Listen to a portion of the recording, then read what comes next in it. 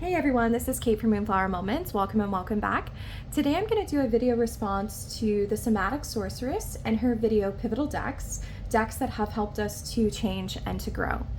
So I really enjoyed watching this video this morning. I think her original video is one that is definitely meant to be savored with like a cup of coffee or a cup of tea.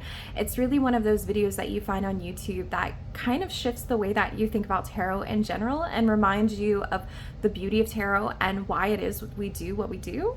And so I highly recommend her original video. I think that it is absolutely amazing and it definitely inspired me to take a look at my collection and get back to my roots of essentially what decks have changed who I am as a person and who I am as a reader.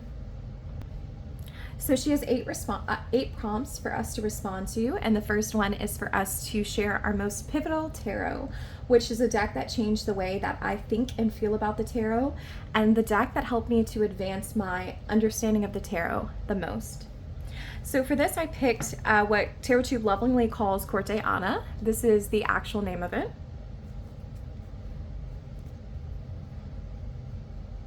I received this deck a couple of years ago from my husband as a Christmas gift. And I think at the time in which I received it, I had only been reading tarot for probably about 9 or 10 months at that point. No, I don't think that's right. I think it's like 10 or 11 months. And so I was very, very new to tarot. And I was really eager and I was ready to go beyond just the keywords, right? I wanted to go beyond the guidebook. I wanted something more. I really wanted to kind of sink into the flow of the reading. You know, when you get to a really good point in a reading where things are just kind of flowing and you're not exactly sure how your intuition is making these connections or where this information is coming from, but like it's coming from something deeper. I really wanted a deck to help me harness that. And that's what this deck ended up being for me, because let's face it, my personal keyword for Seven of Pentacles is evaluation or assessment. You could even say patience. I tend to have more than one keyword, right? And I think to a certain extent, you can see the word evaluation here because we're looking at this structure, right? And like this doesn't seem very like structurally secure. So you could see it from a point of view of, oh, you know, we need to evaluate this structure and be mindful that it is perhaps not the strongest, kind of like a game of Jenga. All we would have to do is kind of remove like this one thing and the whole thing would kind of topple downwards. So the word evaluation is there. You know, I can rely on my keywords to help me get a foothold into it. But more than anything, what I do when I'm looking at a card like this is that I kind of just look at the artwork and my mind kind of goes blank in terms of like linguistic processing. Instead, my mind kind of takes over, my intuition kind of takes over. And what I can see when I look at a card like this is like all of these little things falling. So yes, the word evaluation is in there, but really it kind of underscores the instability of the seven. And so a deck like this allowed me to then kind of sit back and say, okay, I know a little bit about the decans and the astrological correspondences because I had studied. I know a little bit about numerology.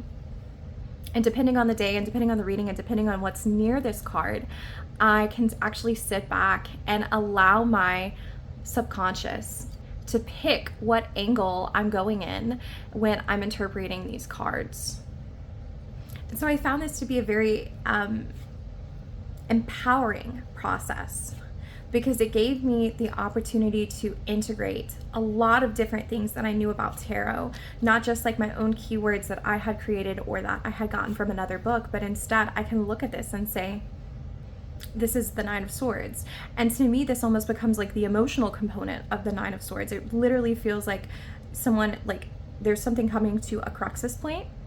And so you're all tense and you really can't breathe. And then someone kind of slices through and like slices through your back. Right? So it's like all of a sudden, instead of going into fear and insomnia and things like that, it's like, well, why is that person experiencing that fear and insomnia?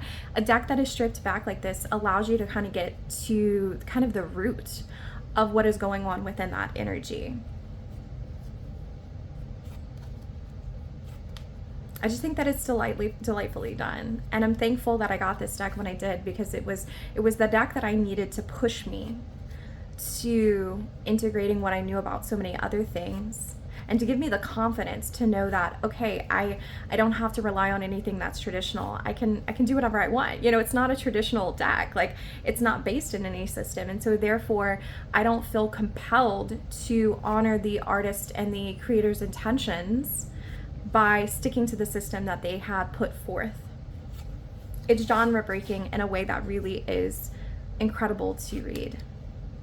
So this was my Pivotal Tarot. Like I said, lovingly known as Corteana, but here's its actual name. And like, I definitely was, do y'all know, this is a little bit of a side note. Do y'all know back in like, probably like 2014 to 2016, how like big owls were? I definitely was an owl girl. I got an owl tattoo on my left shoulder for my first tattoo. And so there's like a nostalgic nod to the little owl on the back too that I just love. Anyway, that was a side note.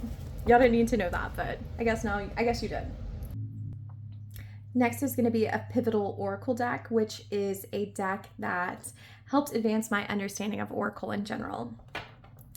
And for this, I'm going to go ahead and nominate my Faceted Garden Oracle. If you've been here a little while, I think that y'all know that this is the Oracle deck that changed my understanding and my relationship with oracles forever. I used to be such a die-hard tarot girl because to me, tarot was so beautiful and so expansive, and you know, there aren't inherent keywords in most tarot decks. A lot of it is just a place where you can get lost into the world of tarot. And I really enjoyed that when I first started reading because I was so enamored by the experience of being lost in that world. And I had the time, and quite frankly, I was willing to take the time to do these hour-long readings that I felt like Oracle at the beginning kind of cheapened it, because a lot of times ways that I saw Oracle being used was to clarify a card or to essentially narrow down a reading. And I think at the time that I was first learning, that's not what I wanted. I wanted to kind of be sucked into the expansiveness that was tarot. And I definitely feel differently now. Like, I see the point for very specific keywords such as resilience and focus and clarity and all of those kind of basic Oracle keywords. Like, I see the point of them now, and I happily own decks that have that. But I think that this was kind of like the gateway between those tarots that were super expansive and those oracles that were super specific. Because, for example, it has, you know, the word like fall, right? Fall can mean so many different things to me, to you. I mean, it's a whole archetypal season. So I was still getting the yumminess of that world that I wanted, the world of intuition that tarot provides us. But I was also getting something that, you know, was a word. So it was kind of a way to, not a bad thing, kind of yank my attention to other concepts that I typically wouldn't think of as associated within the tarot world. So in a way, it kind of expanded it. You know, I thought that it would make it more narrow, but in actuality, these concepts such as the sun, mineral realm, see, it's even a whole realm, light, these words are big enough for me to still access the archetypal world of tarot without feeling pinned down. So I'm forever grateful to this deck for changing my experience around Oracle. And I think after I used this one for several months, I was like, you know what? I think I can read with, you know, Queen of the Moon Oracle, which is one of my all-time favorites, which is very specific and very standard and very stereotypical of a tarot deck. So this helped bridge that for me. So yeah, not to mention it is also just gorgeous and lovely and very in tune with my reading style. I read with a lot of nature decks when I am doing client readings, so it's nice to have something that fits into that world. All right, next we have Pivotal Practice. So this is a deck that took my practice to another level or to another direction. And how did this deck shift the way that I work with the cards? So I do have one. I know that I've shared this at least on one video before, possibly two videos. I did try to limit the amount of repetition in this video, so I was like, I'm gonna choose decks y'all don't see often. But in the case of this, I really just have to share this deck. So this is the Golden Tarot of the Tsar. And at the time that I purchased this deck, I bought this on a trip to New Orleans with my husband for our anniversary trip a couple of years ago. And I really kind of feel like I was kind of conned into buying this deck because like I essentially had the deck like shoved in my hand. The salesperson was like, "Oh, you're interested in it?"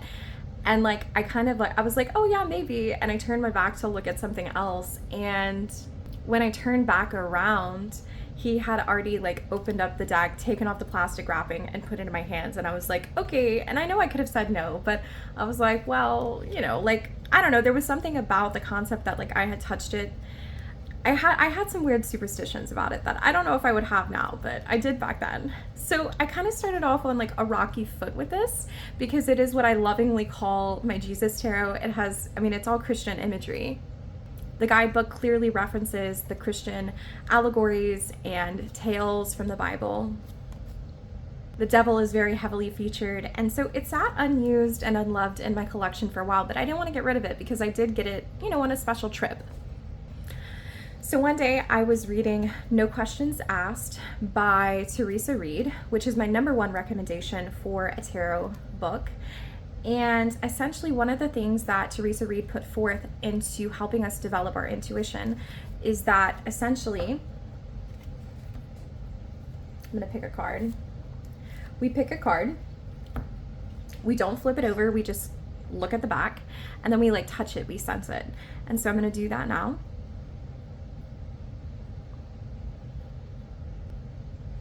And when we touch it, we just write down with one of our hands, or we can even kind of keep track of it in our mind, like a keyword that comes up or some sort of feeling or sensation we have. And what I feel from this deck in particular, like down here, is some sort of thumping. It almost kind of feels like a rabbit's foot thumping against the ground. That's what it feels like to me. And there's like a burst of clarity up here in the front. So once we have that energy kind of read from it, I especially pay attention deeply to what the card feels like in my body, what the energy feels like in my body. This is kind of how I learned that listening to the signs of my body was really important when reading tarot. You flip it over. And so what I said this card felt like to me is like a thumping, which would definitely align if we actually look at the artwork. The guy is laying and he is clearly died. This is the 10 of Swords. So there was a thumping of his heart. There was a thumping of his, I want to say like life essence, life force, whatever language you want to use. And then I had picked up on some clarity from the corner here. And it felt to me like it was kind of a burst of light and a burst of clarity. And so it makes sense that like down here at the bottom of the card, I felt the thumping because that is closest to the earth. And then as he passed, he would move towards the light. So I can do this with any deck, but this is the deck that I primarily use when I'm incorporating that practice, because I think I'm still getting used to learning the way that my body interprets signs, omens, anything you want to say. And so it's like, I know for me that I kind of want to go with the deck that is like tested and true with this. And I find it to be a very compelling deck for that reason. But to me, a very important deck. Like, knowing that, tarot became less about kind of reading the cards and more about sitting down and actually savoring and taking time and really listening to the messages they came through, however they were meant to present themselves. I honestly don't get too terribly much from the artwork, but I do always get very powerful things from my body when I read this. And so it took it in a different realm and a different dimension for me. And for that, I'm really thankful to this and how it changed my practice pivotally. Next is going to be one of my favorite prompts, and that is going to be the Pivotal Perception, a deck that changed the way you see yourself or your collection. How did this influence and shift your identity?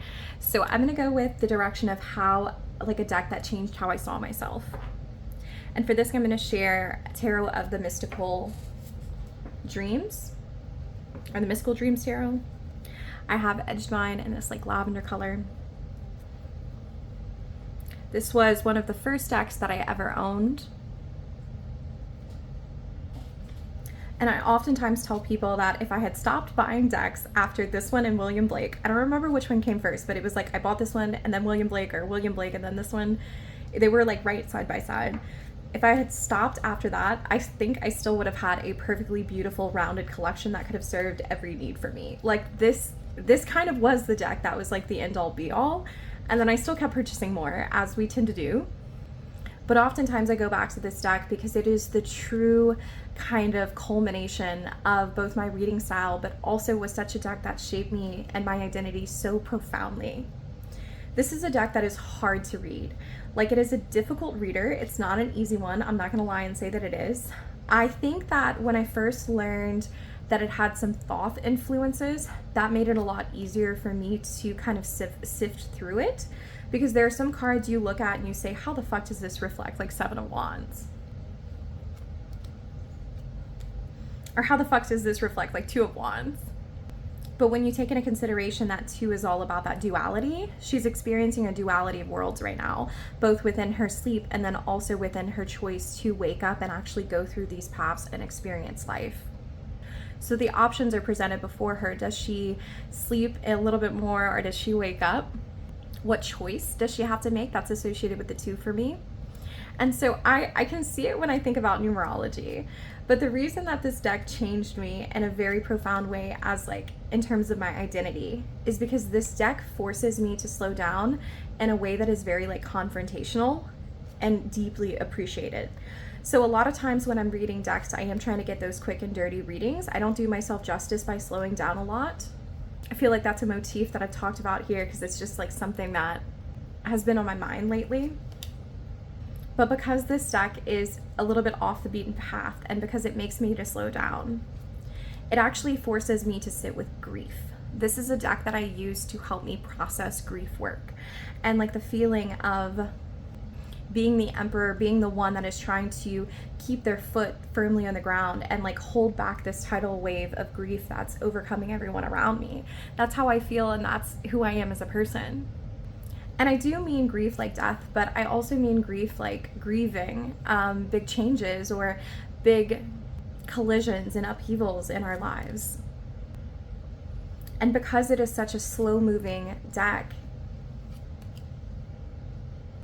I realize that if I sit back and kind of process my experience working with that grief and working through those larger transitions, that I am actually able to change the patterns of behavior that I am exhibiting.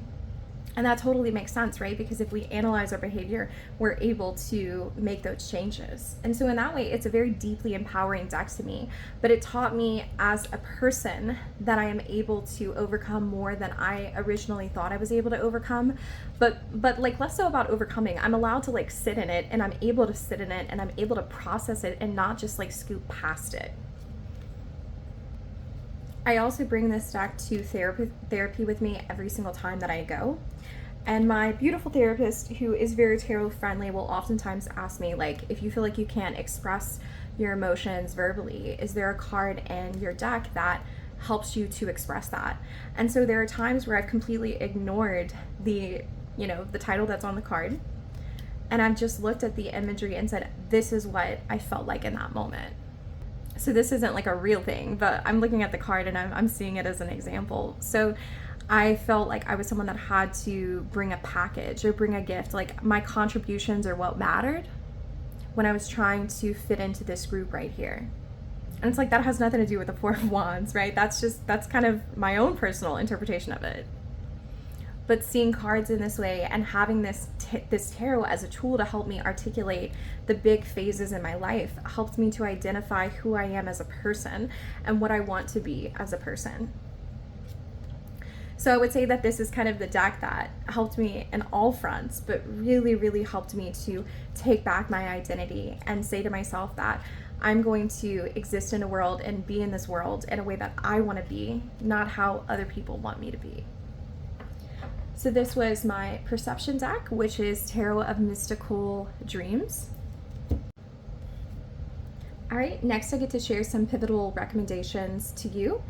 So these would be decks that I would recommend to anyone listening for transformation and growth across life's major domains. So the first domain that the creator of this tag stated was the practical domain. So this is a deck that works well for everyday pivots. So I've actually picked 2 decks for this, and the first one that I'm going to share is Shanna D's Little Bird Tarot. This is about to be released for a 2nd edition. I don't know when the date is, but Shanna, if you're watching this, feel free to drop all your information down below so that people can order this deck once it's re-released. So this is a deck that I use on a day-to-day basis. It's not a deck that I use daily, but this is not a deck that I use for like big ritual work or big ideas. This is a deck that when I need a shift in my ordinary life, I turn to. And the reason that I do that is because I do think it's really important for us to take birds' point of view into consideration. A lot of times when we are going through our everyday lives, we're seeing things from a human perspective because we are humans. But the birds, they have different wants, desires, needs. They're high up in the trees, they're high up in the sky, so they're seeing things from just a different point of view. And I think if I need to make some shifts on an everyday level, what I really need to do is bring in like these spiritual allies into my life to encourage me, like maybe the reason that I can't overcome this problem or I can't get out of this rut is because I'm thinking too deeply about life from a human perspective. But there is more out there than just us humans. You know, what would a bird say, for example, if they're facing the 9 of Swords? Like if we're facing the 9 of Swords, you know, we might take like a sleeping pill and go back to sleep, or we might wake up and journal about what's bothering us. We might book an appointment to our therapist. But in the case of this bird, who literally looks very nervous because he's eating his little fruit, he's enjoying it, and there's another bird that is swooping from above to come and steal it from him, he would fight back. And maybe those things that are keeping us up at night for the 9 of Swords are things that we should be fighting up back against. You know, we shouldn't be succumbing to the tarot, but instead we should be using that fear to propel us to advocacy for ourselves. And it's like, yes, birds, like thank you for giving me that message. I feel like I needed that. And if I was just looking at the RWS, I wouldn't be able to get that because you're so used to receiving messages from that deck or decks that are RWS based. But those decks are human-based, right? And so it's good to have something that's not inherently human-based to break you from that perspective. I also like the accountability of these little birds as well. So because we have so many birds on the property, it's like if I were to pull a card that said, hey, save money, because I get those in my cards all the time. I do. My guides are very concerned about my financial aspects. And I mean, honestly, like, all power to them, like they're probably not wrong. So I can walk outside, and if I had just done a reading that had like 4 pentacles and, you know, 6 of wands, you know, trying to encourage me to save enough so I feel glorious, like I've made some progress towards my goals. You know, I look up and there's a bird there, right? And if I rub with the birds and the birds are outside, it's like, it's that inherent everyday reminder, because you're always going to see birds outside, that, you know, you do need to stick to your goals, and you can watch them and you can contemplate the message that you had that day while looking up at the birds. And I think that that is something that is so special and so profound about this deck that I greatly, greatly appreciate it and love it for everyday pivots. And in terms of the everyday realm, it is so soft and delicate and just like palatable. Like I love these colors. It's not something that is meant to screech at you and like jolt you awake, but it's something that is meant to support you as you're going through these tiny little shifts. So I really love it. So that was Little Bird by Shanna D, one of my practical recommendations. Now I do have an oracle deck that I want to share for this one too. This is an oracle that I use for everyday pivots, and this is my surrender cards. So I do really appreciate the fact that the surrender cards has the message right here on the card. I think sometimes we know that we need those pivots to occur. We need to get stuck. We need to get unstuck from those ruts that we're in. But because we're going through like things on a daily capacity, maybe we don't have time or the inclination to pull a very large reading. And so having a tool like this on hand, which has the message directly on the card, that is something that is very accessible, and that is something that really I appreciate very deeply when I'm trying to make those small, subtle changes. Like if I were to pull this and it's like surrender to rest and sleep, it's like, okay, thank you. On an everyday basis, I'm gonna go to sleep now, good night. You know, like it helps empower you to make those choices on an everyday level that really, really can change your life. And some of them are really big, right? Such as, let's see here, surrender to the magic of who you are. That's kind of big and that's kind of vague. But surrender to setting limits, this feels to me more specific. And so it'd be like, okay, I need to set a limit right here, right now. So it kind of like varies. Some of it is more like large, some of it is everyday, but I think that because it has this little write up here at the bottom, it is very applicable to those everyday shifts and pivots. So this was the surrender cards. Next, I want to share with you a deck that supports profound inner reflection and growth, and this is the psychological recommendation. So when I was picking a deck for this, I really wanted a deck that encourages me to go inward, and that is going to be my Architect's Tarot. Spoiler alert, I am going to make a top 10 tarot deck list next month. I always kind of refresh it for the summer, and this is definitely going to be on there. This is one of my most cherished decks of all time. This is a deck, the figures are drawn to scale. Sorry, y'all, if y'all can hear the squeaky, my dog got a new toy. I'll try to edit that out, but like he's like 14, he's having a great time. Like I don't want to take his toy away from him. So the figures are drawn to scale to the environment and the landscape, and the figures in many ways are very, very tiny. So I appreciate that because it allows me to go inward and contemplate my emotional realm. So this is the 8 of Swords, and when I think about the 8 of Swords, we have this tiny little figure who's looking up at this statue, and so perhaps it's our own like feelings of inadequacy. Perhaps we feel like we can never be an idol, we can never be an icon, we are inadequate in comparison to these larger images, which is holding us back from doing more with our life. And so this deck really prompts me towards examining those feelings that are holding me back from doing more, and to examine my placement within the environment as well. I think it's important to have that perspective. That, say for example, this is the Queen of Cups. The Queen of Cups is someone that is nurturing, but there's also this person all the way in the background who is not doing anything. So it's like, why is she pouring into this well if the person in the background is not doing anything? I think that that's a really interesting question, and one that I've contemplated before when I pulled this card. Because like, who are you towards your environment? I think there's something that is so beautiful about like the cleanness and the crispness of this artwork too, that you don't feel overwhelmed while you're doing this inner growth work. It really allows you to explore your psyche in a way that is kind of clinical, but I don't think that that's necessarily a bad thing. I think that sometimes we need to separate the emotion from the mental experience so that we're able to process it from an unbiased lens and really kind of get into the root of what's happening with us. So this was the Architect's Tarot, a deck for me that is very pivotal in supporting my psychological growth. So next is going to be the Relational deck, which is a deck that aids in relational reflections and goals. I have one deck that it just does this for me, and this is the deck that I use. That I don't need another. I don't want another. It's this deck. Lisa Pez was the first person who pointed out, I think, or maybe not, I don't know if she was the first, but I definitely know that she was the first person I heard point out that the Zombie Tarot is phenomenal for interpersonal analysis. So the Zombie Tarot, right? Like, we have humans, we have zombies. We innately have two very different groups of individuals that have different goals in life. And so when you mash them together in a tarot deck, you're able to see very clearly people's motivations. You're able to see the actions that they would take when they are desperate. You're able to see, for example, the reciprocity between relationships. So this is the 6 of Hazards, which is the 6 of Pentacles.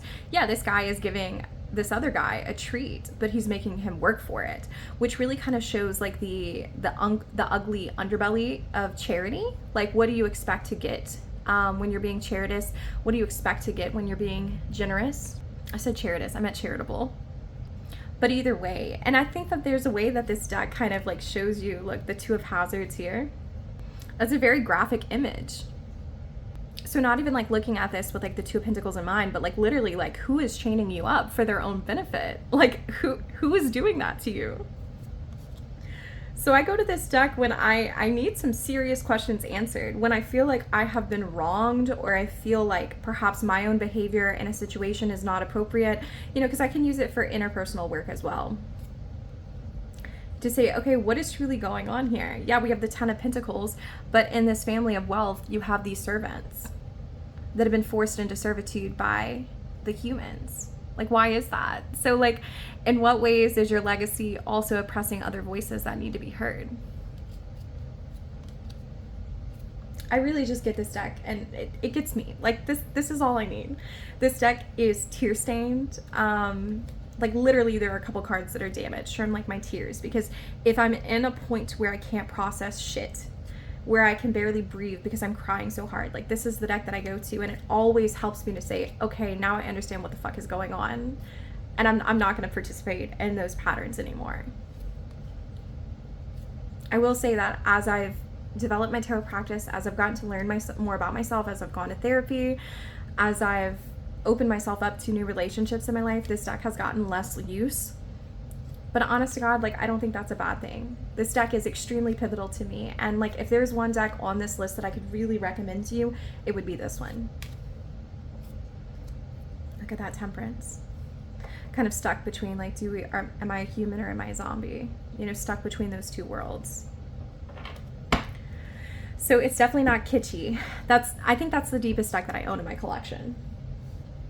All right, and then I have the last one, which is Spiritual, a deck that has guided spiritual transitions and shifts. And I had another deck written down, but I feel like this is the one that I need to share. So this is the Prophet Oracle. I think that this deck is deeply spiritual, especially in the sense that most of the figures are depicted as naked or very, like, scantily clothed.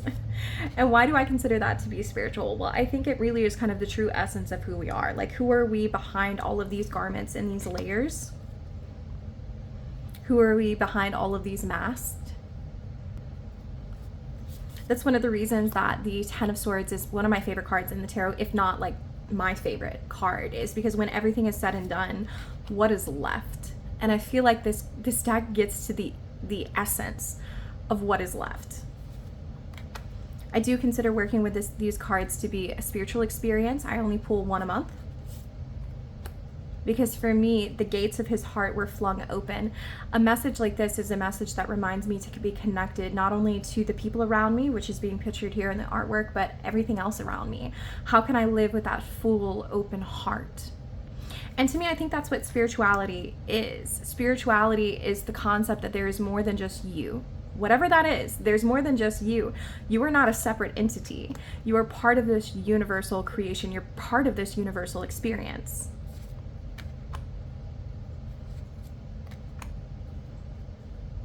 So your friend is your needs answered. I love that. And much of it is on the human domain, right?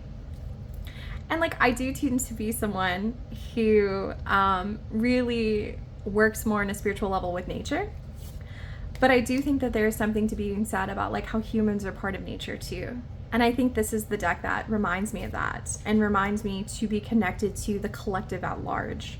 Come and be one of us. I didn't even read the artwork when I was saying that, but I love that. Open your heart onto the body of life. No scales to weigh your unknown treasure.